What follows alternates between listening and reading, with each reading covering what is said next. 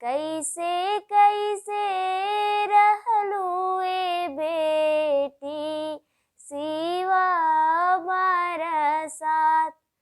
पहिले तू कैलू ए अम्मा सिवा बरसात।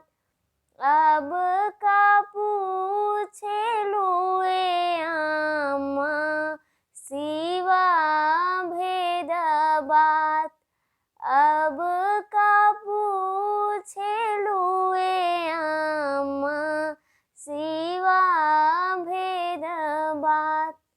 सिवा के भोजनिया ए अम्मा भांगिया धतूर।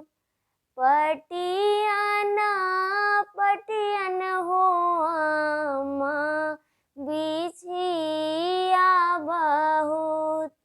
जटियन जटियन हो अम्मा सर्प फुफुकार।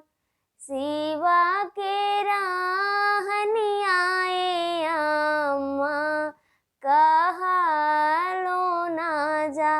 भांगिया पीसत के हो अम्मा टूटे आठों अंग। सिवा के बा